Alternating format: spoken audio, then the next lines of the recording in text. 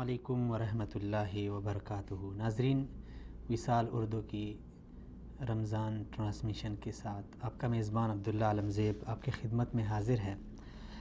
ناظرین کرام، رمضان المبارک کا مقدس مہینہ اپنے اختتامی ایام میں ہے۔ ہر کسی کو اس کے بارے بخوبی علم ہے کہ اس نے اس مہینے میں کیا کچھ کیا ہے، کیا کچھ نہیں کیا، اور اس مہینے کی جو عبادت ہے، اس کا جو تقدس ہے، وہ تو عموماً رمضان کے ابتدائی ایام میں یا رمضان سے قبل بتایا جاتا ہے۔ اس کی اہمیت، اس میں عبادات کی اہمیت، ان کی فضیلت اور کس طرح سے عبادات کا اجر بڑھ جاتا ہے۔ لیکن جب یہ مہینہ اختتام پذیر ہوتا ہے تو اس کے اختتام پہ اللہ رب العزت نے ہمیں ایک تہوار کی شکل میں، ایک عید کی شکل میں ایک خوشی منانے کا ایک موقع فراہم کیا ہے۔ تو یقیناً یہ 30 دن 29 دن روزے رکھنے کے بعد فوراً ایک ایسے دن کا آنا جس میں مسلمانوں کو خوشی منانے کا بھرپور موقع دیا گیا ہے، اور جو اسلامی حدود ہیں انہیں مد نظر رکھ کے انہیں ہر طرح کی خوشی منانا، دوسروں کے ساتھ اپنی خوشی کو بانٹنا، دوسروں کو اپنی خوشی میں شریک کرنا، اس کا بھرپور موقع دیا گیا ہے۔ تو یقیناً اس میں کوئی نہ کوئی حکمت ہوگی۔ آج ہم بات کریں گے اس حوالے سے بھی کہ رمضان المبارک ابھی ختم ہو رہا ہے، آگے عید آ رہی ہے۔ اس عید کا فلسفہ کیا ہے؟ کیوں اللہ رب العزت نے ہمیں 30 دن ایک مشقت میں ڈال کے اس کے بعد اچانک ہمیں اس طرح کی خوشی کا موقع دیا؟ دوسری جو اہم چیز جس پہ آج ہم بات کریں گے، یہ عید آ رہی ہے۔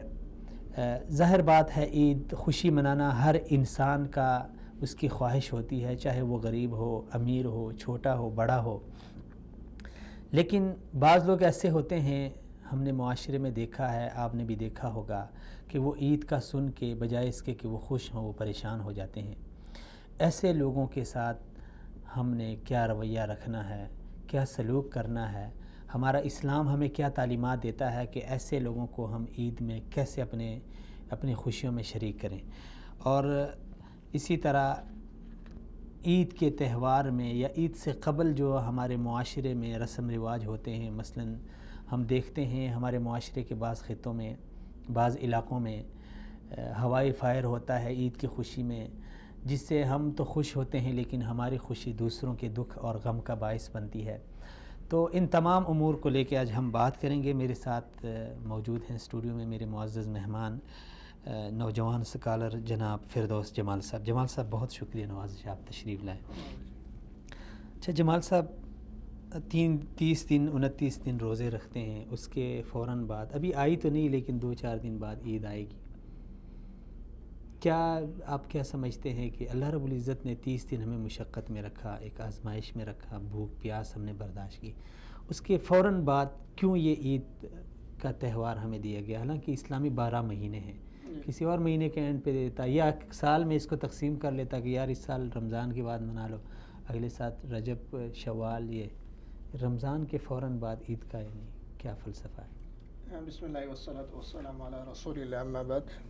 عبداللہ صاحب، آپ کا شکریہ بہت کہ موقع دیا اس پروگرام کے لیے۔ سب سے پہلے تو تمام مسلمانان عالم کے لیے بالعموم اور پاکستانی قوم کے لیے بالخصوص پیشگی عید مبارک، پیشگی عید مبارک۔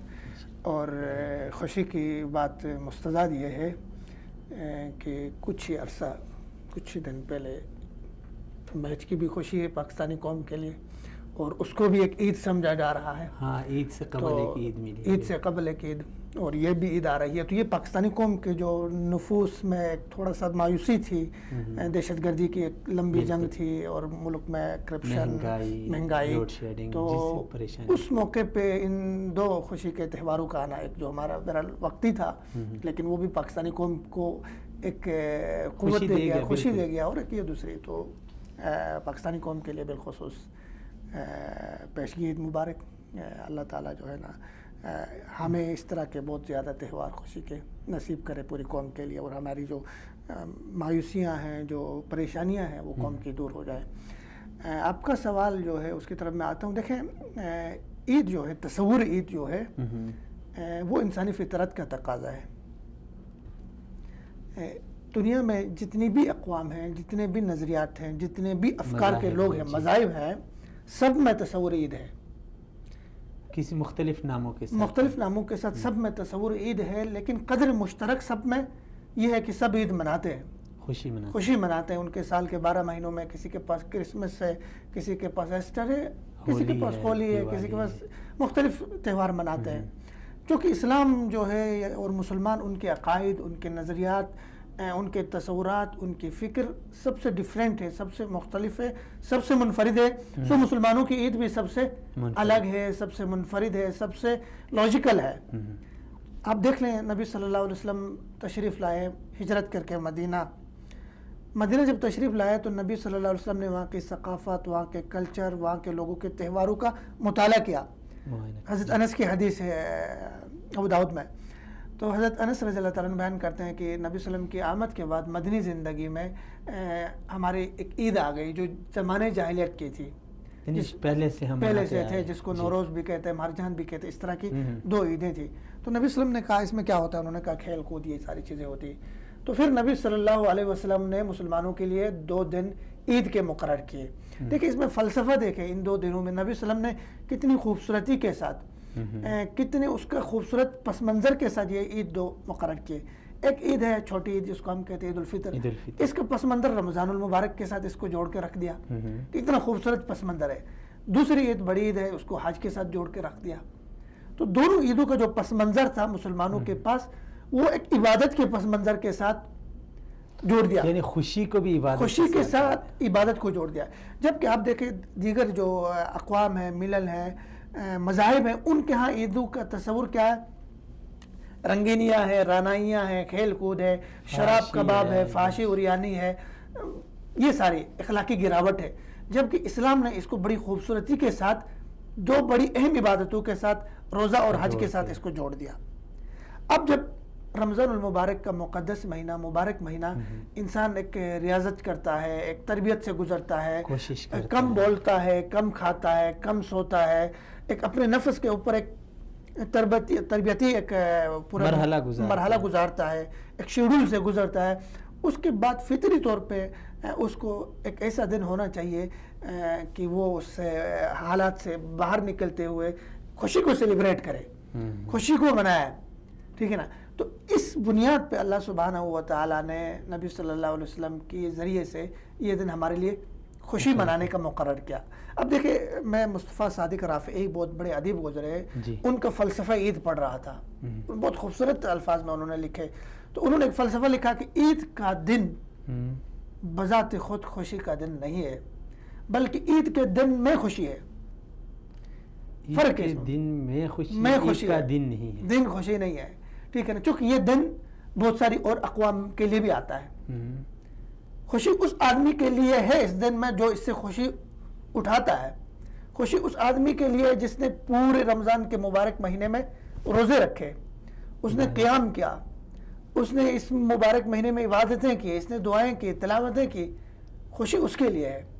لیکن اس کا یہ مطلب ہے کہ جو لوگ صرف عید کو ایک رسم مناتے ہیں، کپڑے پہننا اور موج مستی کرنا، اس کو ہم حقیقی عید نہیں کہہ سکتے. ان کی حقیقی عید نہیں ہے. ان کی جو جس عید کا جو تصور ہے، عید کا جو فلسفہ ہے، عید کا جو شرعی وہ ہے، تقاضا ہے، وہ نہیں. ورنہ تو دیکھیں آپ، جو لوگ روزے نہیں رکھتے ہیں وہ زیادہ عید کے دن خوش ہوتے ہیں، وہ زیادہ خوشی کو سیلیبریٹ کرتے ہیں. جان چھوٹ گئی، رمضان کے مہینے میں کھل کے کھا نہیں سکتے تھے، پی نہیں سکتے تھے.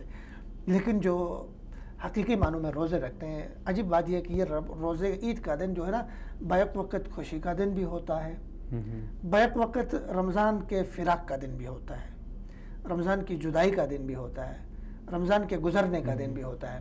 تو لیکن چونکہ ہماری شریعت افراط تفریط سے بچاتی ہے، بہت زیادہ اوپر جانا، بہت زیادہ نیچے جانا. شریعت نے جب کہا سیلیبریٹ کریں، خوشی کا دن ہے، منائیں اس کو. اب اس کی لمیٹیشن رکھی شریعت نے، ہماری خوشی میں معصیت نہ ہو، ہماری خوشی میں ایک حد بندی ہے، ان حدود سے تجاوز نہ کرے. ہماری خوشی کا دیکھو، اس کا فلسفہ یہ ہے کہ آپ رمضان المبارک کے دن تو ویسے ہی اجتماعیت کے دن تھے، یہ غانیت کے دن تھے، اتحاد اور اتفاق کے دن تھے. لیکن عید اس کے اوپر جو آتی وہ ختام و مسک، عید اس سے بڑی اجتماعیت کا ایک درس ہے، ایک بہترین پروگرام اور بہترین ایونٹ اور بہترین وہ دن ہے عید کہ آپ نے اپنی اجتماعیت دکھانی ہے، غریب امیر مختلف وابستگیوں سے، خاندانوں سے تعلق رکھنے والے، قومیتوں کے ساتھ، لسانیت کے ساتھ، پوری دنیا میں مسلمان اس دن کو ایک ساتھ مناتے ہیں۔ اس میں ایک اور فلسفہ بھی ہے، فلسفہ یہ کہ دیکھیں یہ خوشی کا دن آیا، مسلمان اپنے ہر دن کو تبدیل کرنے کی صلاحیت رکھتے ہیں۔ جس طرح عید کے دن، عید سے پہلے غم تھا، عید کے بعد غم ہوگا، عید سے پہلے آزمائشیں تھیں، عید کے بعد آزمائشیں ہوں گی، عید سے پہلے مایوسی تھی، عید کے بعد مایوسی ہوں گی، عید سے پہلے آپ پریشان تھے، عید کے بعد بھی پریشان ہوں گے۔ تو فلسفہ اس میں یہ کہ جس طرح عید کو آپ نے خوشی کا تہوار بنا دیا، عید کو اپنے دن کو بدل کر رکھ دیا، عید کے دن بھی وہی سورج طلوع ہوتا ہے، وہی سورج غروب ہوتے ہیں، وہی گھنٹے منٹ ساری چیزیں وہی ہوتی ہیں، لیکن آپ اس کو ایک خوشی کو فیل کرتے ہیں۔ آپ کیا کرتے ہیں، ٹھیک ہے نا، آپ کے ایک اس میں شخصیت میں ایک لطافت آ جاتی ہے، آپ کے کپڑوں میں ایک نفاست آ جاتی ہے، ٹھیک ہے نا، خندہ پیشانی کے ساتھ، اخلاق کے ساتھ، لوگوں کے ساتھ اچھے خوبصورتی کے ساتھ ملتے ہیں، اپنے اخلاق میں آپ خوبصورتی لے کر آتے ہیں، اپنے اس میں شخصیت میں ایک نفاست لے کر آتے ہیں۔ آپ جب عید کے دن یہ سب کچھ کر سکتے ہیں تو باقی ایام میں بھی کر سکتے ہیں، باقی ایام کو بھی آپ خوشی سے منسلک کر سکتے ہیں، خوشی کے ساتھ گزار سکتے ہیں۔ اسی لیے اللہ سبحانہ فرماتے ہیں کہ ان اللہ لا یغیر ما بقوم حتی یغیروا ما بانفسہم، سو مسلمان تغییر کی، بدلنے کی صلاحیت رکھتے ہیں۔ خدا نے آج تک اس قوم کی حالت نہیں بدلی، نہ ہو جس کو خیال آپ اپنی حالت کے بدلنے کا۔ عید کے دن جس طرح آپ اپنے حالت کو بدلتے ہیں، اپنے اخلاق کو بدلتے ہیں، اپنے کردار اور گفتار کو بدلتے ہیں، اپنی ٹھیک ہے نا تھنک کو، اپنی سوچ کو بدلتے ہیں۔ عید کے دن دیکھیں آپ کو خیال ہوتا ہے یار ہمسایوں کے لیے بھی کچھ بھیجنا ہے، جو ناراض ہیں ان کو بھی منانا ہے۔ آپ دیکھیں اخلاقی طور پہ بھی اور مادی طور پہ بھی، سماجی طور پہ بھی عید کے دن آپ ایک اور شخصیت بن کے ابھرتے ہیں، بلکہ کبھی کبھار آپ کے ہمسایوں کو یقین نہیں آتا یار یہ وہی آدمی تھا سال بھر جو سلام نہیں کرتا تھا، سال بھر جو کبھی حال نہیں پوچھتا تھا۔ عید کے دن جی خوشی کے ساتھ بسا اوقات بہت سارے مطلب ہمسائے مل جاتے ہیں اور ان کو 6 مہینے گزر چکے ہوتے ہیں۔ تو عید کے فلسفے میں سے ایک یہ بھی ہے کہ ہم خود کو بدلیں، اپنے دن کو بدلیں، اپنے ایام کو بدلیں، اپنی اجتماعیت پیدا کریں، اور اپنے مسلم جو معاشرہ ہے، مسلم جو سوسائٹی ہے، جو سماج ہے، اس کے اندر اسی طرح کے جس طرح عید کے دن ایک خوشی ہوتی ہے، ایک اچھی فیلنگ ہوتی ہے، ایک اچھے طرح کے جذبات ہوتے ہیں، وہ سارے سال بھر کے لیے ہو جائے وہ خوشیاں۔ دیکھیں رمضان المبارک کا جو مبارک مہینہ ہے وہ تو ہمیں باقی ایام کے لیے کیا ہے، ہماری ایک ٹریننگ ہے، ایک تربیت ہے جو ہم لے کر آتے ہیں۔ اگر عید کے دن آپ رمضان اور باقی مہینوں کے درمیان اگر عید کے دن کو حد فاصل کرتے ہوئے جو رمضان میں سیکھا عید کے بعد اس کی چھٹی والا دن قرار دیتے تو یہ تو نہیں ہے۔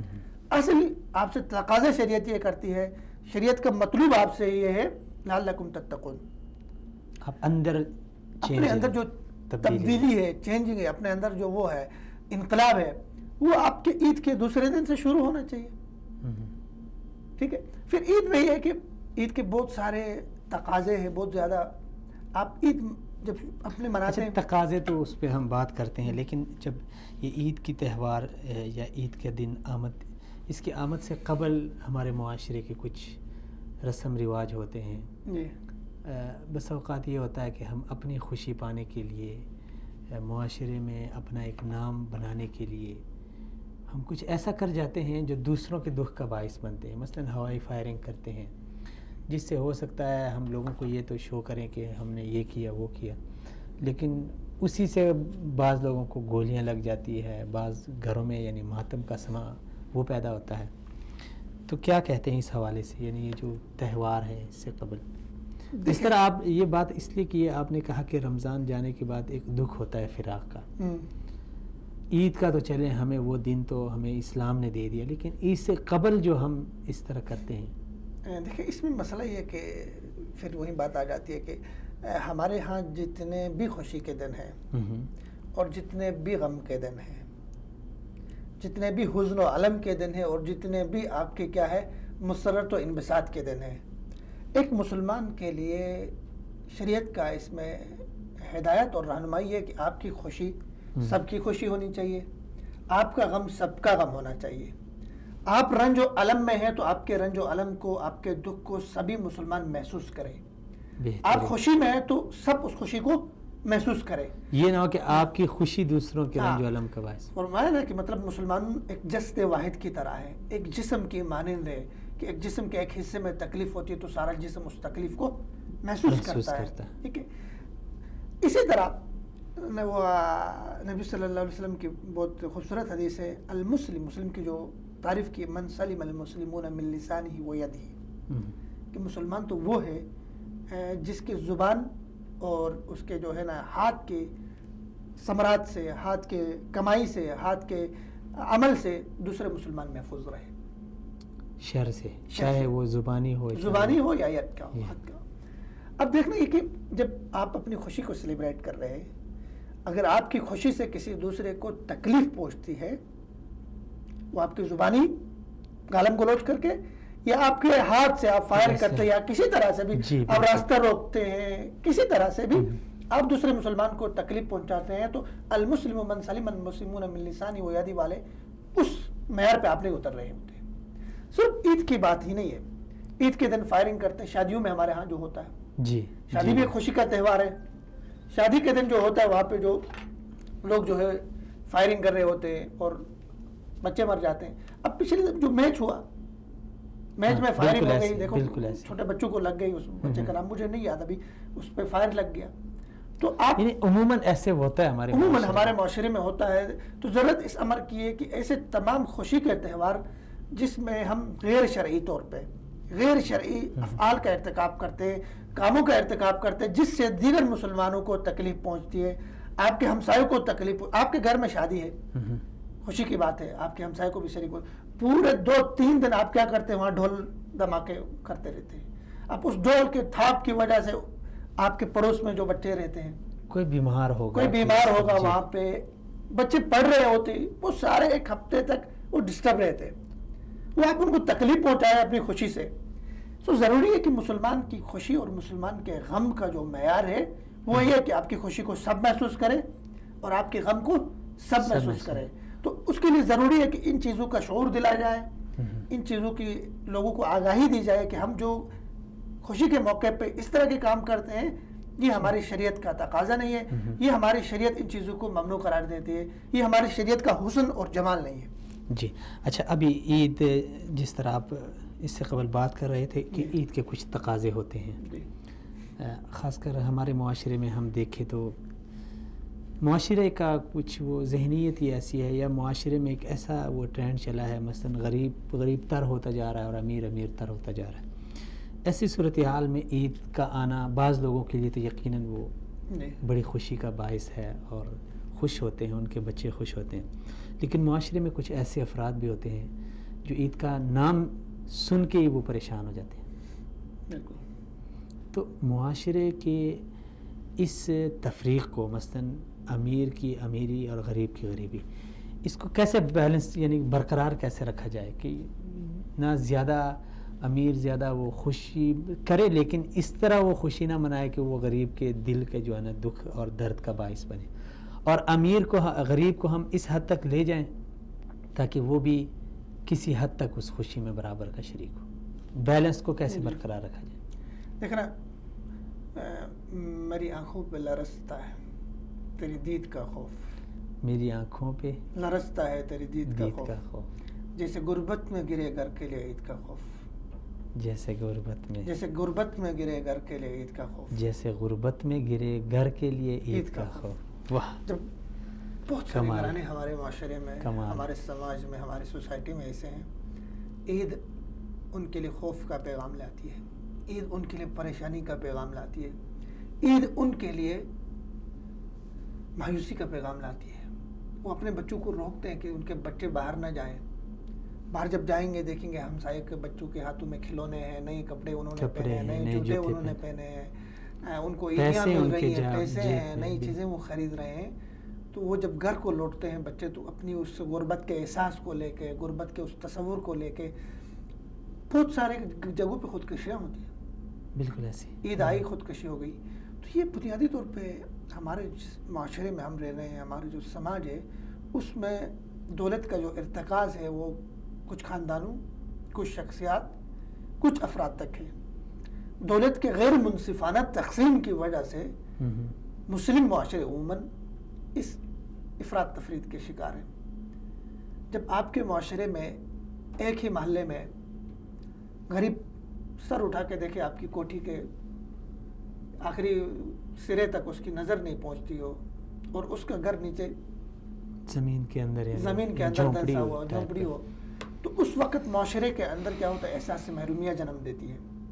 احساس محرومیہ پھر جرائم کی آماجگاہ بن جاتی ہے، پھر وہاں سے جرائم بڑھنے شروع ہو جاتے ہیں، پھر جرم کی دنیا کی ایک بنیاد جو ہے نا پھر اسی سماج اور اسی معاشرے سے بڑھ جاتی ہے۔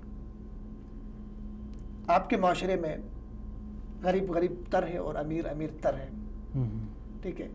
آپ کے معاشرے میں آپ نماز کے لیے تو جاتے ہیں، لیکن آپ پیدل بھی آپ کو چلنے کے لیے راستہ نہیں ہے، مناسب راستہ نہیں ہے، ٹوٹی پھوٹی گلیوں سے آپ گزر کے جاتے ہیں، لیکن امیر اگر نماز کے لیے آتا ہے تو بھی 2-4 گاڑیاں اس کے آگے پیچھے ہوتی ہیں۔ یعنی جو عبادت جس میں یہ تفریق نہیں ہونی چاہیے، اب اس میں بھی ہم نے یعنی اس میں بھی ہم نے کی۔ تو عید جب آتی ہے تو بنیادی عید کے جو تقاضے ہیں امیر غریب کے حوالے سے اگر ہم دیکھیں جائیں تو آپ کی عید آپ اپنے بجٹ کو کم کریں۔ امیر اگر آپ ہیں تو اپنے بجٹ کو کم کر کے آپ اپنے ارد گرد، اپنے اڑوس پڑوس میں، اپنے عزیز و اقارب میں جو رشتہ دار ہیں ان کے ساتھ تعاون کریں، ان کے بچے بھی عید کی خوشیوں میں شریک ہو سکیں، ان کے بچے بھی عید کو سیلیبریٹ کر سکیں، عید منا سکیں۔ مجھے بہت اچھا لگا، ایک بندہ امریکہ سے آیا تھا، اسلام آباد آیا، اس کی یوٹیوب پہ بھی اس کی ویڈیوز موجود ہے، وہ عید بچوں کے ساتھ منانے کے لیے ان غریب بچوں کے ساتھ جو جھونپڑیوں میں رہتے ہیں، جن کے پاس وہ نہیں ہے، لباس نہیں، اس نے سب کو اپنے ساتھ لے کے گیا جتنی اس کی استطاعت تھی، سب کے لیے نئے کپڑے خریدے، ان کے لیے کھلونے خریدے۔ میں ان بچوں کی چہروں پہ میں نے جو خوشی دیکھی واللہ میں اس کو بیان نہیں کر سکتا۔ یہ معاشرے میں ہیں، یہ ایسے افراد ہیں، بالکل ایسی چیزوں کو پروموٹ کریں، ایسی چیزوں کو آپ فروغ دے دیں، ایسی چیزوں کو آگے لوگوں کی ترغیب کا ذریعہ بنائیں۔ یعنی اس دن جمال صاحب آپ کی بات کاٹ رہا ہوں، اس دن ایک بھائی کے ساتھ بات ہو رہی تھی اسی حوالے سے کہ رمضان ہمیں احساس دلاتا ہے، تو انہوں نے بڑی اچھی بات کی، انہوں نے کہا اسلام نے ہمیں اس حد تک بھی روکا ہے کہ مثلا اگر میرے پڑوس میں غریب لوگ ہیں تو میں ان کے سامنے گھر ایسی چیز نہ لاؤں جو ان کے دکھ درد کا باعث بنے۔ اگر میرے سامنے کوئی ایسا بندہ بیٹھا ہوا ہے جو مثلا بینائی سے محروم ہے یا سماعت سے، تو مجھے یہ اخلاقاً اور انسانیت یہ اجازت نہیں دیتی، بلکہ شریعت بھی بسا اوقات روکتی ہے کہ آپ اس نعمت کا ذکر نہ کریں جو اس کے پاس نہیں ہے۔ یعنی یہ بھی اس مثلا میں آنکھ کی تعریف کروں، ایک آدمی اس کی بینائی نہیں ہے اور میں کہوں کہ یار آنکھ تو اللہ تعالیٰ کی بڑی نعمت ہے، یعنی اس کے دل پہ کیا گزرتی ہوگی۔ تو ہمارے معاشرے کی ایک صورتحال یہی ہے، لیکن اس بیلنس کو کیسے برقرار رکھا جائے، یہ میں ایک حدیث پڑھ رہا تھا کہ یہ جو صدقۃ الفطر ہے رمضان کا، اس کو شریعت نے مقرر اسی لیے کیا ہے تاکہ جو لوگ معاشرے میں اس قدر نیچے طبقے کے ہیں ان کو کچھ دیا جائے، اور اس کو فرض کیا ہے اس کے اوپر۔ اور اس میں ایک حدیث یہ بھی ہے کہ روزے انسان کے معلق رہتے ہیں، آسمان کی طرف نہیں جاتے جب تک وہ اس فطرانے کو ادا نہیں کرتا۔ تو یہ بھی اسی کا وہ اس کے اسلام کے تو مطلب اگر ہم اسلام کو امپلیمنٹ کریں اپنی زندگیوں میں، اپنی لائف میں اسلام کی تنفیذ کریں، اسلام کا نفاذ کریں، تو سوال نہیں پیدا ہوتا کہ غربت کہیں رہ جائے گی۔ کوئی صدقہ لینے والا نہیں ہوگا، آپ صدقہ نکالیں گے، آپ ضربدر ہوں گے، صدقہ کوئی لینے والا نہیں ہوگا۔ مسئلہ ہے کہ آپ کے ملک کے اندر ارب پتی ہیں، کروڑ پتی ہیں، زکوٰۃ نہیں دیتے۔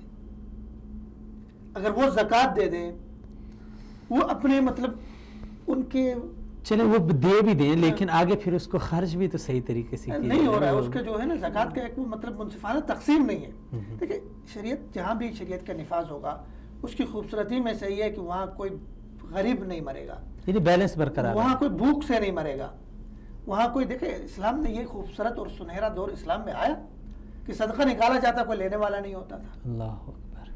تو یہ کب ہوگا؟ جب اسلام کی صحیح طرح سے اس کی فہم لوگوں میں ہوگی، اسلام کا شعور ہوگا، جس کے پاس دولت ہے وہ سمجھے گا کہ یہ میرے پاس رب کی امانت ہے، اس کو میں نے وہ سکندر کی طرح مطلب میں نے خالی ہاتھ جانا ہے، اس کو لے کے میں نے قبر پہ نہیں جانا ہے، جب یہ احساس ہوگا پھر انفاق کے جو ہے نا اللہ سبحانہ و تعالیٰ نے جتنی آیتیں نازل فرمائی، جتنے ہدایت اور ارشادات اور احکامات ہیں، اگر ان سب پہ عمل ہوگا تو آپ کا معاشرہ ایک خوشگوار معاشرہ ہوگا، ایک خوبصورت معاشرہ ہوگا، جس میں غریب کو پتہ ہوگا کہ یار میرے حقوق کس کے پاس ہے، امیر کے پاس ہے، وہ مجھے لوٹائے گا، مجھے دے دے گا۔ وہ دیتے ہوئے دیکھ، اسلام نے اتنی خوبصورتی دے کے رکھی ہے کہ آپ دیتے ہوئے احسان نہیں کرنا ہے، یعنی احسان نہیں جتلانا، احسان جتلانا نہیں ہے اس پہ کہ میں تاکہ اس کو یہ احساس بھی نہ ہو جائے کہ یہ مجھے، آپ اتنے خفیہ طریقے سے دیکھتے ہیں کہ مطلب آپ کے دائیں ہاتھ سے دیے ہوئے بائیں ہاتھ کو پتہ نہیں چلے۔ تو یہ اسلام نے سارے اخلاقی تقاضے اور مادی وہ انسان کی ضروریات کو سامنے رکھ کے اسلام کے احکامات ہیں، لیکن المیہ ایک ہم اسلام کو نفاذ کرنے کے لیے، اسلام کو جو ہے نا نافذ کرنے کے لیے اپنے معاشرے میں وہ چاہتے نہیں ہیں۔ جب تک اسلام نافذ نہیں ہوگا ہمارے معاشرے میں، جب تک اسلام کا نفاذ نہیں ہوگا ہمارے معاشرے میں، تو یہ جو ایک عدم توازن ہے ہمارے معاشرے میں، غربت اور فقر اور امیری کا، یہ ختم نہیں ہوگا۔ اب دیکھ لیں ہمارے جتنے بھی پھر بات سیاست پہ آ جاتے ہیں جو ہم نہیں کرنا چاہتے ہیں، ہمارا مسئلہ یہ کہ تبدیلی کا ووٹ لے کے لوگوں کو روٹی، کپڑا اور مکان، اور پھر بعد میں یہی لوگ روتے ہیں معاشرے میں جرائم کی، کہتے ہیں جرائم ہے، چوری ہے، ڈاکے ہیں۔ تو میرے خیال میں جرائم کا پیش خیمہ بھی یہی ہوتا ہے۔ یہی مسائل ہیں۔ دیکھیں اب آپ لوگوں کو ووٹ لیتے، لوگوں سے روٹی، کپڑا اور مکان کے نام پہ، یہ بنیادی ضروریات ہے۔ بڑی خوبصورت ہے، آپ کا سلوگن بڑا خوبصورت ہے۔ کتنے سالوں سے آپ الیکشنز لڑتے ہیں، آپ نے حکومتیں کی، آپ نے عیاشی کی، اپنے لیے آپ نے روٹی بھی بنائی، اپنے لیے کپڑے بھی بنائے، اپنے لیے مکان بھی بنائے، لیکن عوام وہیں پہ وہیں ہے۔ لیکن ابھی بھی سندھ کے بہت سارے علاقوں میں ڈنگر اور انسان ایک ہی جگہ سے پانی پیتے ہیں۔ بہت سارے لوگ اس شدید گرمی میں، وہاں ان کے لیے سر پہ چھت نہیں ہے، جھونپڑیوں میں، کھلی فضا میں، صحراؤں میں رہ رہے ہیں، ان کے لیے وہاں پانی کا انتظام نہیں ہے، ان کے لیے وہاں پہ بجلی کا انتظام نہیں ہے، ان کے لیے وہاں تعلیم کا انتظام نہیں ہے۔ تو غربت کیسے ختم ہوگی؟ غربت ریاست ختم کرتی ہے، غربت حکومتیں ختم کرتی ہے، غربت آپ کے حکمران اور جو اقتدار میں وہ آ کے ختم کرتے ہیں۔ جب وہ خود ان کے سوئس بینکوں میں اکاؤنٹس پڑے ہوں، وہ خود اپنی دولت کو آپ کے ملک سے سمیٹ کے اٹھا کے دوسرے ملکوں میں منتقل کر رہے ہوں، وہ خود جو ہے نا عربوں کی کرپشن میں ملوث ہوں، تو وہ غربت کیسے ختم ہوگی؟ چلے وہ ان سے تو ہم مایوس ہیں نا، مثلا سیاستدان سے، یہ تو میں اکثر کہتا رہتا ہوں کہ سیاسی جماعتیں ہیں یا سیاسی پارٹیاں ہیں یا جو ہمارے حکمران جماعت ہیں، ان سے تو ہم مایوس ہیں۔ ایسے میں ہم مایوس ہو کے بیٹھ جائیں یا بحیثیت معاشرے کے ایک فرد ہم اپنی اپنی ذمہ داری کا احساس کر کے اٹھیں؟ مثلا میں اٹھوں، ظاہر بات ہے میں اپنے ساتھ 4 لڑکوں کو، 4 نوجوانوں کو، 4 دوستوں کو محلے میں لے لوں، تو محلے میں ہو سکتا ہے 3-4 غریب گھرانے ہوں، میں ان کو اٹھا سکتا ہوں، آپ اپنے محلے کو اٹھا سکتے ہیں، 2-3 جوان اپنے محلے کو اٹھا سکتے ہیں، یا پھر ہم صرف سیاستدانوں کا منہ دیکھتے رہیں کہ نواز شریف نہیں کر رہا، عمران خان نہیں کر رہا، تو میں بھی نہیں کر رہا۔ دیکھیں دونوں چیزیں ضروری ہیں۔ ایک چیز تو یہ جیسے آپ نے کہا کہ مطلب ہم یہ کریں کہ اپنے معاشرے میں شعور دلائیں، جی بالکل، اور یہ احساس دلائیں، اور روزے کا میسج بھی یہی ہے، روزے کا پیغام بھی یہی ہے کہ ہم لوگوں کو احساس دلائیں، لوگوں کے اندر ایک ان کے ضمیر کو بیدار کریں، ان کے اندر کے سوئے ہوئے انسان کو بیدار کریں، وہ چیزوں کو محسوس کرنے لگے، کسی کی بھوک کو محسوس کرے، کسی کے دکھ کو محسوس کرے، کسی کے درد کو محسوس کرے، کسی کی یتیمی کو محسوس کرے، کسی کی غربت اور معذوری کو محسوس کرے۔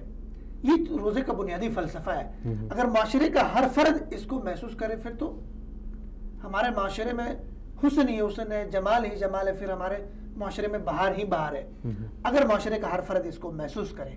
لیکن محسوس کرنا ہی کافی نہیں ہے، اس کو محسوس کرنے کے بعد عملی طور پہ پریکٹیکلی آپ نے کام کرنا ہے۔ بہترین عملی طور پہ بہت سارے آپ کے پاس پہلو ہیں جن پہ آپ کام کر سکتے ہیں۔ فار ایگزامپل ایک آدمی غریب کا بچہ ہے، سکول نہیں جا سکتا ہے، ٹھیک ہے، آپ اپنے 2-4 دوستوں کو جمع کر کے، ٹھیک ہے، ایسی ایک NGO کی بنیاد رکھیں کہ یار ہم کم از کم ان کو یہ کرنا ہے، اپنے تنخواہ سے، سیلری سے، اپنے اس سے بچت سے، ٹھیک ہے، تھوڑا تھوڑا جمع کر کے کم از کم اس کی یونیفارم کی، اس کی بکس کا، اس کو سکول جانے کا انتظام کریں۔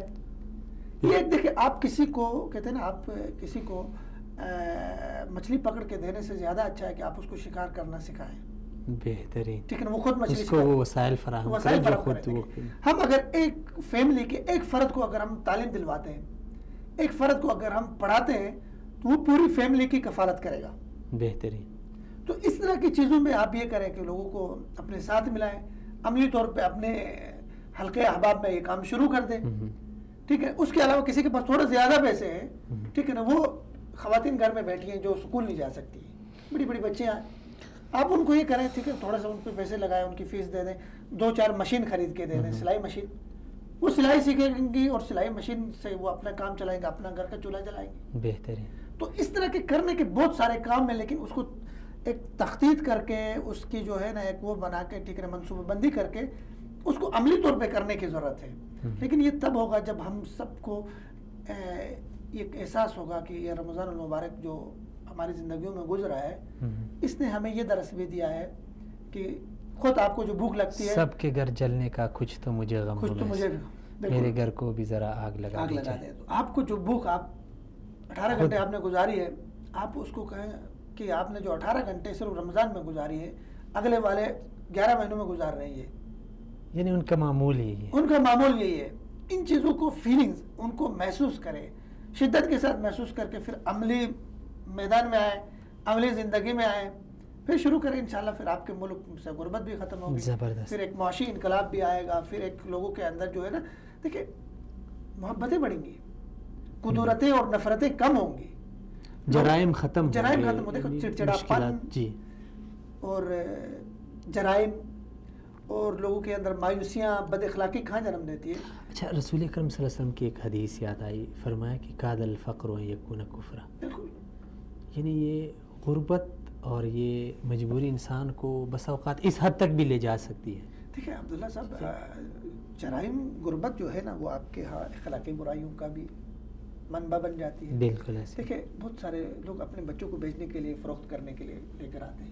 بالکل. اپنے جگر کے ٹکڑوں کو، کیا ان کو اپنے بچوں سے محبت نہیں ہوتی ہے؟ بہت ہوتی ہے محبت، لیکن غربت اور اس کے ہاتھوں مجبور ہو کے، تنگ دستی کے ہاتھوں مجبور ہو کے آ کے خودکشی کرتے. بہت ساری عفت میں آپ بہنیں، مائیں، بیٹیاں ایسی ہیں جن کے چاند چہرے کو کبھی آسمان نے بھی نہیں دیکھا، وہ اپنے جسم فروشی پہ مجبور ہو جاتی ہیں.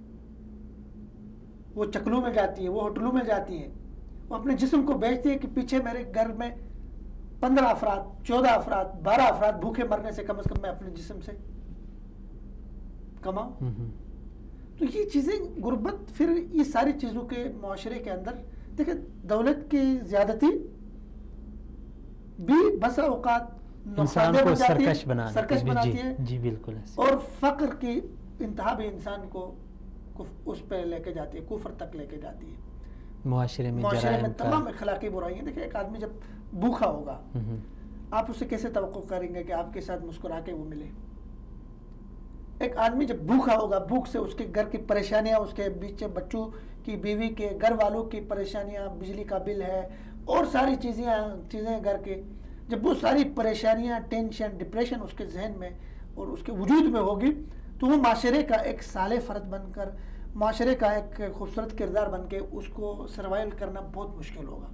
معاشرے میں خود کو فٹ کر کے چلنا اس کے لیے بہت مشکل ہوگا. تو اس کو ضروری ہے کہ معاشرے کی اس بنیادی چیز کو محسوس کرتے ہو. غربت کسی بھی معاشرے کی، اور یہ ایک نادر موقع ہے کہ ہم اس رمضان کے اینڈ پہ اور پھر عید کی آمد سے قبل اس کو سمجھیں اور اس کو جو ہے نا. اچھا آگے چلتے ہیں. عید مثلا بعض ہمارے معاشرے میں عید ٹھیک ہے، وہ اس میں تو کوئی شک شبہ نہیں کہ عید خوشی کا ایک تہوار ہے، اس میں ہمیں خوشی منانی چاہیے جتنی ہمیں اجازت ہے. لیکن صرف عید کا یہی، یعنی عید کے دن ہمیں صرف یہی کام کرنا ہے کہ بس کپڑے پہن لیے، یار دوستوں کے ساتھ نکل گئے، عیاشی کر لی، موج مستی کر لی، یا پھر عید کے کچھ دوسرے بھی، یعنی اس دن کے حوالے سے کچھ دوسری ذمہ داریاں بھی ہیں، مثلا صلہ رحمی کے حوالے سے، یا جو ناراض لوگ ہیں ان کو منانے کے حوالے سے، کیا مزید ہمیں کیا کرنا چاہیے؟ دیکھیں جی، عید تو سب سے پہلے یہ کہ آپ کی جب عید آتی ہے تو آپ کو سب سے زیادہ ہوشیار اور سب سے زیادہ کیئرفل عید کے دن ہی رہنا پڑتا ہے. چونکہ عید کے دن ہی سرکش شیطان آزاد ہو جاتے ہیں، بڑے بڑے شیطان جو ہیں، اور وہ آزاد ہونے کے ساتھ پھر آپ کو اپنے نفس کی، اپنی شخصیت کی زبردست چوکیداری کرنی ہے، زبردست اپنے شخصیت کی نگرانی کرنی ہے، کیونکہ انہوں نے کارروائی عید کے دن ہی کرنی ہے. ایک 30 دن وہ جب 30 دن مکمل ہوئے، انہوں نے عید کے دن ہی، جو چونکہ خوشی کا موقع بھی ہوتا ہے، خوشی میں انسان جو ہے نا بہکنے کے بہت زیادہ امکانات ہوتے ہیں. خوشی میں انسان اپنی حدود اور اپنے قیود اور اپنے لیمٹس جو ہے نا اس کو کراس کرنے کے زیادہ کیا ہوتے ہیں چانسز ہوتے ہیں. اس لیے شیطان نے سب سے پہلے کاروائی اور سب سے پہلے جو ہے نا انہوں نے ڈاکہ اسی جگہ پہ ڈالنا ہے کہ آپ کے 30 دن مکمل ہو گئے اور عید کا دن آ گیا جی اب اس بات پہ حملہ آور ہو جاؤ. تو ہمارے لیے بہت سارے مظاہر اس دن نظر آتے ہیں, بہت سارے نظارے اس وقت ہم دیکھتے ہیں کہ مطلب عید کے دن ہی لوگ اس طرح کے کام کرتے ہیں کہ پورے رمضان کو انہوں نے دھو ڈالا ایسا لگتا ہے. ایسے غلط کام کے ارتکاب, ایسے غلط چیزوں کی پلاننگ کرتے ہیں کہ ہم یہاں پروگرام پہ بیٹھ کے نہیں بتا سکتے. تو سب سے پہلے تو یہ کہ عید کے تقاضوں میں سے کہ عید کے دن سے ہی آپ نے اپنے آپ کی نگرانی اور چوکیداری شروع کرنی ہے کہ پیچھے شیطان آزاد ہو گیا. ایک تو یہ. پھر دوسرے عید کے تقاضے دیکھو, عید عموماً ہمارے جو مسلم معاشرے کے اندر المیہ ہے کہ ہم نے اس تہوار کو محض ایک رسم سمجھا جی, ایک رسم کے رواج کے طور پہ, ایک رواج کے طور پہ اس کو لے لیا کہ ہمارے آبا و اجداد بھی سیویاں پکاتے تھے, کھیر پکاتے تھے, ٹھیک ہے نا, اچھا اس کے بعد کپڑے کرتے تھے, مٹھائیاں اور ساری چیزیں. تو اس کی جو روحانی جو وہ ہے عید کا جو ہے فلسفہ ہے, اس کا جو روحانی میسج اور پیغام ہے وہ عام نہیں ہوا, نہ اس کو عام کرنے کے لیے کوئی کوشش کی گئی. آپ کے میڈیا کے اوپر بیٹھ کے اگر عید پروگرام ہوتا ہے خصوصی پروگرام تو اس میں بھی بس ایسی چیزیں, آنے والے مہمان اور بیٹھے ہوئے میزبان یہی سوالات کر رہے ہیں, بھائی آج آپ نے سیویاں کھائی, وہی مادی چیزیں, کھایا پیا پہنا, یہ چیزوں تک محدود ہے.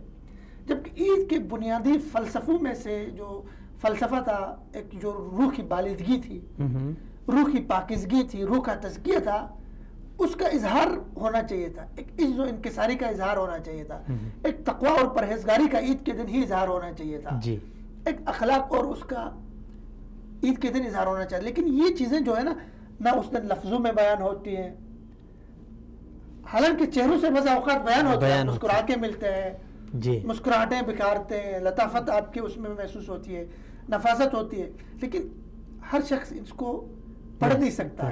بالکل. آپ اس کو باقاعدہ طور پہ آپ کے چینلز پہ, آپ کے اس پہ میڈیا کے اوپر ایسے پروگرام ہونا چاہیے جس میں فلسفہ عید قوم کو سمجھا جائے.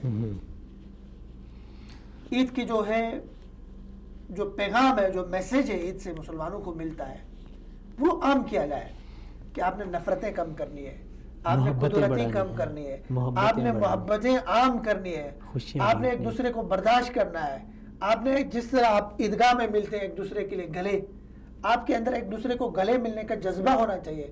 آپ نے جو قطع رحمی کی ہوئے اس کو صلہ رحمی میں تبدیل کرے. اس سال کے 12 مہینے لے کے آپ نے چلنا ہے.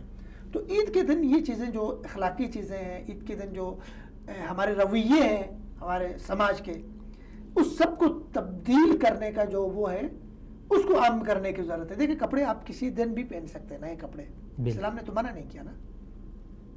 سیویاں آپ کسی دن بھی پکا کے کھا سکتے ہیں, منع تو اسلام نے نہیں کیا نا.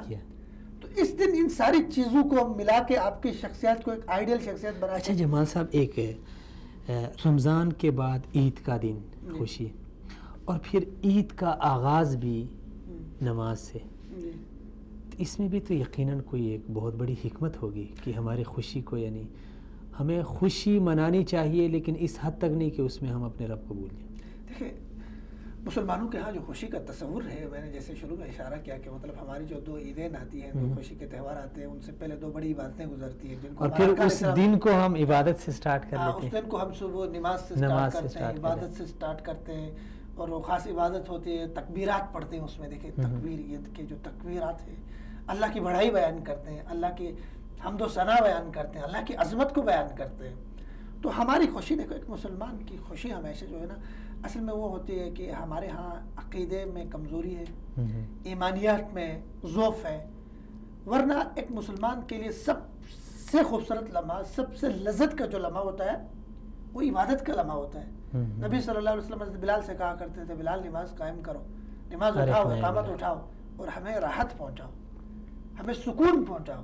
تو ایک مسلمان کا سکون قلب, سکون دل, وہ عبادت, اور راحت جسم جو ہے نا اس کو کیا ہوتی تھی, عبادت میں ہوتے تھے. صحابہ عام دنوں میں تھکتے تھے, عام چیزوں میں تھکتے تھے, لیکن نماز کے لیے کھڑے ہوتے تو ایسا لگتا تھا پرندے آ کے بیٹھتے تو وہ ہلی ہے, ساری تھکاوٹ سب کچھ تھکاوٹ وہ اترتی تھی. کیونکہ یار آپ دیکھیں, آپ جب نماز میں ہوتے ہیں, آپ کسی بھی عبادت کو بجا لاتے ہوئے تو آپ کے ہاں ایک احسان نام کی ایک چیز ہوتی ہے جس کو کہتے ہیں ان تعبد اللہ کأنک تراہ فإن لم تکن تراہ فإنہ یراک. کہ آپ اس تصور کے ساتھ عبادت کریں اللہ سبحانہ و تعالیٰ کی، اللہ سبحانہ و تعالیٰ آپ کو دیکھ رہے ہیں. پہلے آپ تصور کا وہ بلندی ہو کہ آپ اللہ سبحانہ و تعالیٰ کو دیکھ رہے ہیں. اگر یہ نہیں ہے تو کم از کم یہ کہ اللہ سبحانہ و تعالیٰ آپ کو دیکھ رہے ہیں. جب یہ تصور ہو اللہ سبحانہ و تعالیٰ کو، آپ دنیا کی سب چیزوں سے بڑھ کے اللہ سبحانہ و تعالیٰ سے محبت کرتے ہیں، تو محبوب کو دیکھنے کا، محبوب کے تصور کا جو ایک وہ ہوتا ہے، لذت ہوتی ہے، لذت آشنائی ہوتی ہے، اس کی تو بات ہی الگ ہے. تو کمزوری ہمارے ہاں کہاں ہے؟ کمزوری ہمارے ہاں اس تصور عبادت میں ہے. عبادت، کوئی بھی عبادت، ہم رمضان ہو، روزے ہو، زکوٰۃ ہو، اگر ہم اس کو فارمیلٹیز میں پڑھ کے اس کو ایک رسم سمجھ کے ادا کریں گے تو اس میں وہ لذت، وہ سکون، وہ چین اور اس کا جو بنیادی وہ جو مقصد ہوتا ہے اس تک ہم نہیں پہنچ پاتے. اعلیٰ بذکر اللہ تطمئن القلوب، کہ اللہ کے ذکر سے دل مطمئن ہو جاتے ہیں. ٹھیک ہے نا، وجلت قلوبہم، ان کے دلوں میں وہ پڑ جاتے ہیں. تو مسئلہ یہ ہے کہ ہمارے ہاں عبادت کے جو کانسیپٹ ہے، عبادت کا جو تصور ہے، اس میں خلل ہے. آپ دیکھیں، آپ نے فرمایا کہ رمضان ہم سٹارٹ کرتے ہیں کدھر سے؟ نماز سے. اور عید ہم سٹارٹ کرتے ہیں پھر نماز سے. تو جب نماز وہ ہے جس میں اگر لذت ہو، آپ کی نماز وہ ہے جس کو لپیٹ کے کپڑے میں جو ہے نا آپ کے منہ پہ نہیں مارنے والی ہو، فرشتے اس کو اڑا کے لے جا رہے ہو. کل قیامت کے دن آپ کے سفارشی بن کے آپ کا روزہ آئے گا، آپ کی تلاوت آ جائے گی. دیکھیے، محسوس کرنے کی چیزیں ہیں، احساس کرنے کی بات ہے.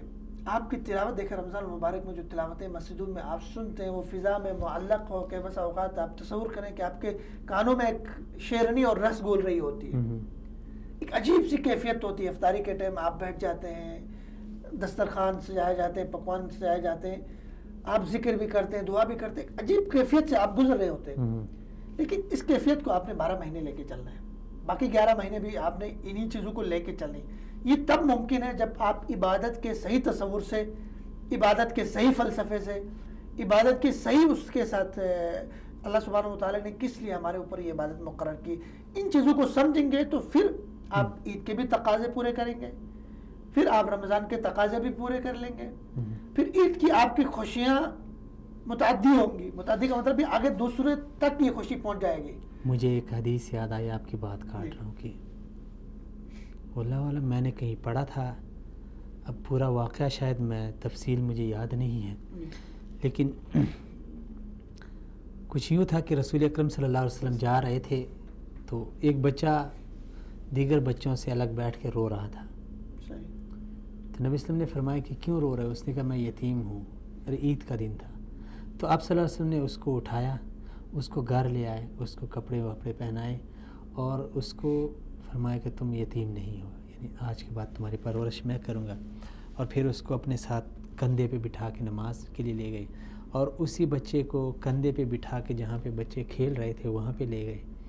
جب بچوں نے دیکھا کہ وہی یتیم جو ہم سے الگ تھا وہ آج سرور کائنات کے کندھے پہ بیٹھا ہوا ہے، تو انہوں نے یہ خواہش کر دی کہ کاش آج ہم بھی یتیم ہوتے. کیا بات ہے، کیا بات ہے. یعنی جب ہم معاشرے میں احساس کریں گے تو میرے خیال میں بجائے اس کے کہ وہ غریب احساسی کمتری کا شکار ہو، ہمیں اس حد تک جانا چاہیے کہ وہ امیر بھی اپنے کیے پہ شرمندہ ہو جائے. کیا بات ہے، کیا خوبصورت بات ہے.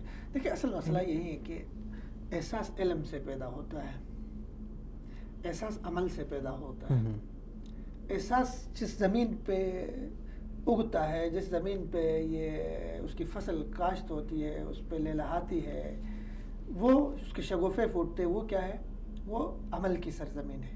دیکھیں، جیسے نبی صلی اللہ علیہ وسلم نے کر کے دکھایا، اور جیسے نبی صلی اللہ علیہ وسلم نے یتیم کے بارے میں آپ نے جس طرح کہا کہ ایک بندہ امریکہ سے آیا تھا، امریکہ سے، تو اس نے آ کے دیکھا، یقیناً جب اس کو دیکھیں گے، اس کے رشتہ دار دیکھیں گے، دوست دیکھیں گے، اس کا ایک عمل دیکھیں گے، پریکٹیکلی اس نے کر کے دکھایا. ایک تو ہوتا ہے بولنا، ایک ہوتا ہے کر کے دکھانا، تو یقیناً اس کا بہت اثر.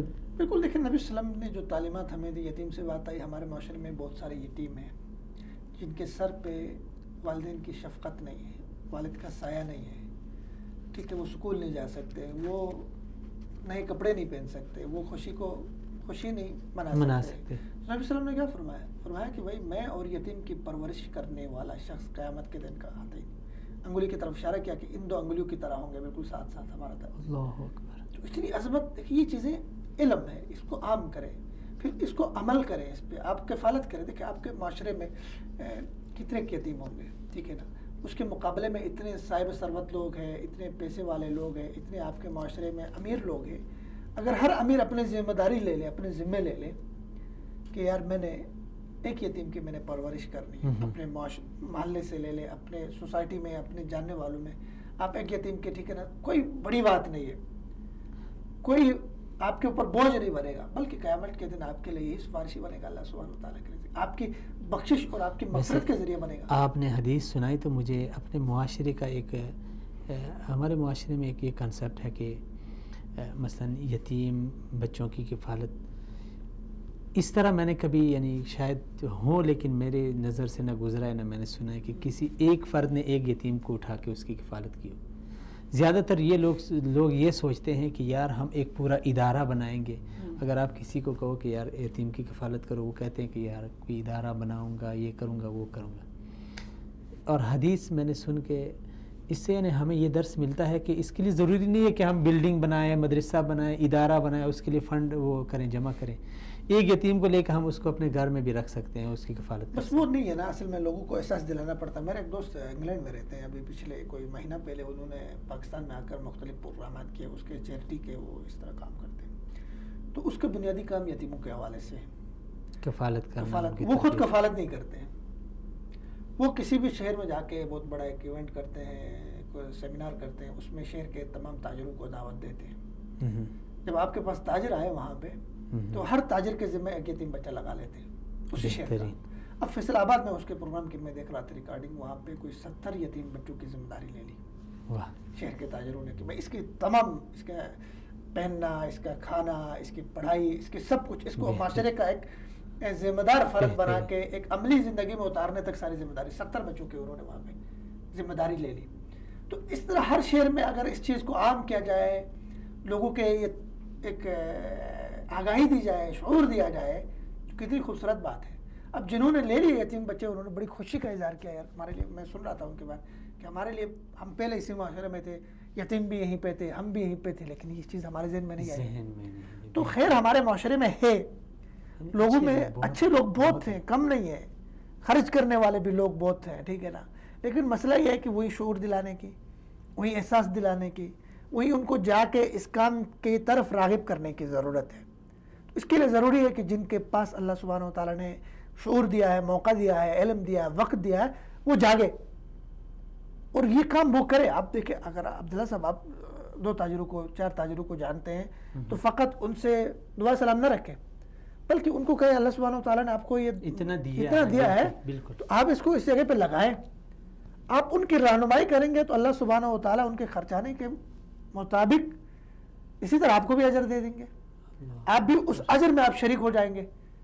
تو اس چیز کو اصل میں ہم لوگ یا تو احساس کمتری کے شکار ہیں، یا غفلت اور سستی کے شکار ہیں، یا پتہ نہیں ہم کیا سمجھتے ہیں اس کو. ورنہ ہم میں سے ہر ایک کے، آپ کے جاننے والے، میرے جاننے والے، 10 اور لوگوں کے جاننے والے لوگ ہیں، پیسے والے لوگ ہیں، ان کو آپ ترغیب دلائیں کہ یہ مصرف ہے، یہ جگہ ہے، یہاں پہ آپ خرچ کریں. تو اس طرح ہمارے معاشرے سے پھر غربت ختم ہوگی اور عید کا جو فلسفہ ہوگا وہ بھی شعور دلایا جائے اور احساس دلایا جائے، معاشرے کو آگاہی دی جائے. اچھا چلیں ابھی ہم تھوڑی سی بات کا رخ موڑ لیتے ہیں. ابھی خبر ملی ہے کہ پاکستان میں یہ رمضان کے آخری ایام ہیں، شاید آپ کی نظر سے بھی گزری ہو کہ ابھی کچھ ہی دیر میں پالا چنار میں 2 بم دھماکے ہوئے. اچھا. اور ایک کوئٹہ میں، وہ خبر تو میں نے خود پڑھی تھی لیکن یہ دوسری خبر مجھے ابھی پہنچی ہے.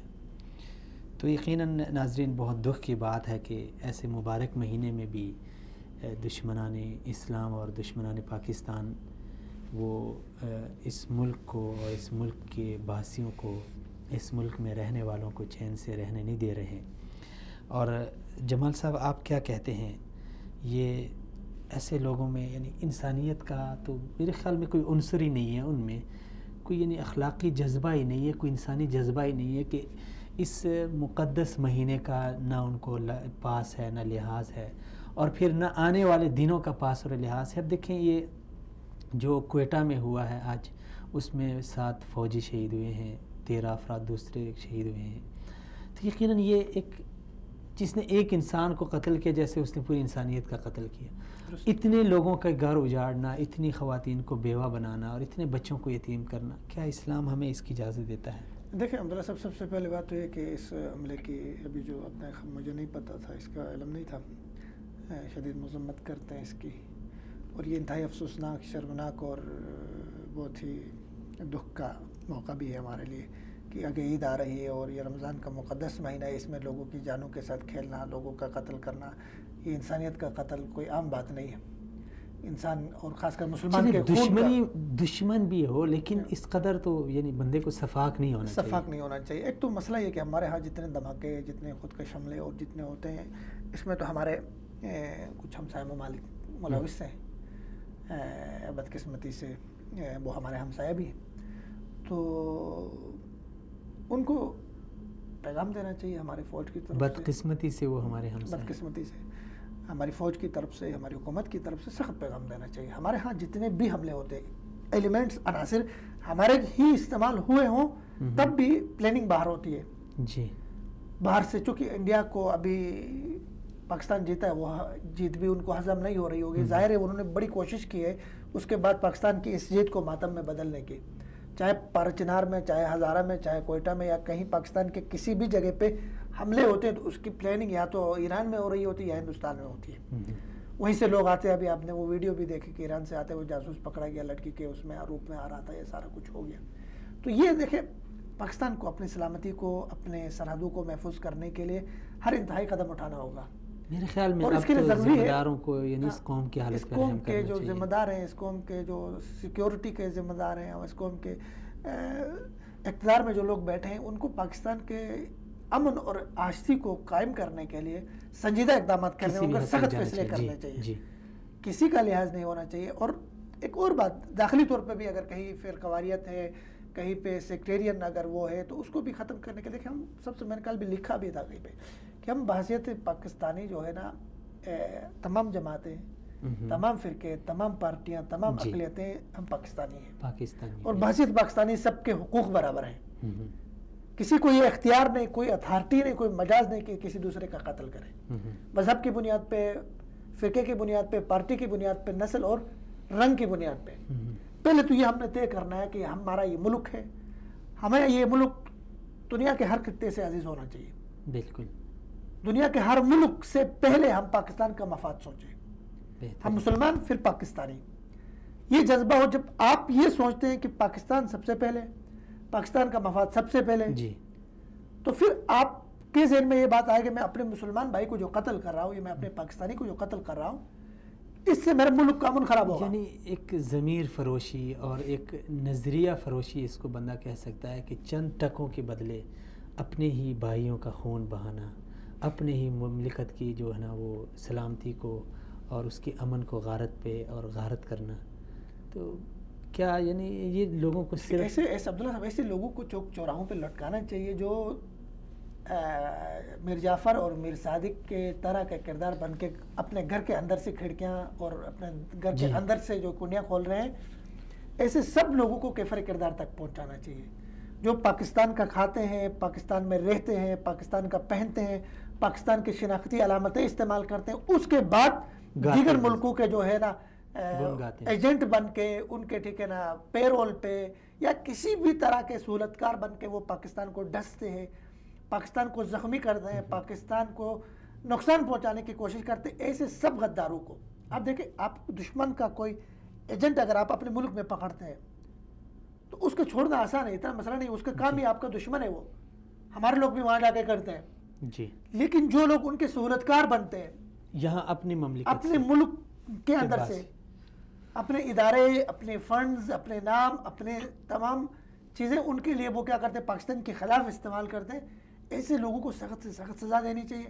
ایسے لوگ نشان عبرت بنے، بالکل نشان عبرت بننا چاہیے. اور ایسے لوگ زیادہ خطرناک ہیں، وہ آپ کے اپنے بن کے آپ کو جو نقصان پہنچاتا ہے. اسی لیے اللہ سبحانہ و تعالیٰ نے کفار کے مقابلے میں منافقین کے لیے فی الدرک الاسفل کہا، لیکن آخری درجہ جہنم کے اس میں ڈال دیا. منافقین زیادہ خطرناک ہے، اس لیے نبی صلی اللہ علیہ وسلم کو نقصان پہنچانے کی زیادہ کوشش کی منافقین نے. تو ایسے منافقین جو آپ کے ملک میں رہ کے، پاکستان کا کھا کے، پاکستان میں رہتے ہوئے پاکستان کو نقصان پہنچانے کی کوشش کرتے ہیں، اسے لوگوں کو نشان عبرت بنانا چاہیے۔ چلیں جمال صاحب، بہت شکریہ، نوازش آپ تشریف لائیں، سلامت رہیں۔ جی ناظرین، اگر ایک گھر میں غربت ہے، فقر و فاقہ ہے، اور اسی گھر میں ایک فرد کھڑا ہو کے کہیں محنت مزدوری کرے، جا کے دیہڑی لگائے، تو یقیناً کچھ عرصے بعد وہ گھر خوشحالی میں، اس کی حالت خوشحالی میں اور فراوانی میں بدل سکتی ہے۔ اسی طرح اگر ایک محلہ ہے، وہاں پہ اخلاق نام کی کوئی چیز نہیں ہے، 2-4 افراد جمع ہو جائیں، 2-4 نوجوان جمع ہو جائیں، وہاں پہ ایک کمیٹی کی شکل بنا کے اس میں اپنے جو فرائض ہیں، اپنی ذمہ داری ہے، اس کا احساس کریں، تو یقیناً کچھ عرصے بعد یہ معاشرہ، یہ محلہ، یہ گلی اخلاق میں، تہذیب میں اور اسلامی پاسداری میں، اسلامی تعلیمات کی پاسداری میں ایک مثال بن سکتا ہے۔ بیان ہی اسی طرح اگر ہم معاشرے کے افراد ہیں تو بحیثیت ایک فرد، معاشرے کے ایک فرد کے ہماری بہت ساری ذمہ داریاں بنتی ہیں، اور خاص کر یہ جو مقدس مہینہ ہے، یہ ہمارے لیے ایک تربیت گاہ تھا اور ہمارے لیے ایک مدرسہ تھا۔ اس نے ہمیں بہت کچھ سکھایا، لیکن کاش ہم اس کو سیکھ لیں۔ اس نے ہمیں احساس سکھایا، اس نے ہمیں ہمدردی سکھائی، اس نے ہمیں انسانیت سکھائی، اس نے ہمیں اخلاق سکھایا، اس نے ہمیں اپنی ذمہ داری کا احساس دلایا، نظام الاوقات کو ترتیب دینے کا ہمیں ایک فکر دی ہے، ایک سوچ دی ہے۔ بہت ساری چیزیں اس نے ہمیں سکھائی، لیکن ابھی آخری ایام ہیں، اس میں ضرورت اس امر کی ہے کہ ہم انسانیت کا عنصر اس کو اجاگر کریں، اپنے اندر بھی، معاشرے کے اندر بھی، معاشرے میں شعور دلائیں، کیونکہ آگے ایسے دن آ رہے ہیں، جس طرح جمال صاحب نے وہ شعر سنایا، بڑا دکھی شعر تھا، کہ بعض لوگ ایسے ہیں جو عید کا نام سن کے ہی پریشان ہو جاتے ہیں۔ تو ایسے لوگوں کے لیے ہمدرد بن کے، انسان بن کے، ان کا خیرخواہ بن کے، ان کو اپنے ساتھ لیں، انسانیت کا جذبہ اس کا اظہار کریں، اخلاق کا اظہار کریں اور ہمدردی کا اظہار کریں، تاکہ معاشرے میں ایسے افراد احساسی کمتری کا شکار نہ ہوں۔ یقین جانیے کہ ہمارا معاشرہ بہت ہی افراط و تفریط کا شکار ہے۔ کہیں پہ خوشی ہوتی ہے تو انتہائی خوشی ہوتی ہے، خوشی کے آخری منازل اس میں طے کیے جاتے ہیں، اور کہیں پہ غم ہوتا ہے تو انتہائی غمگین صورتحال ہوتی ہے۔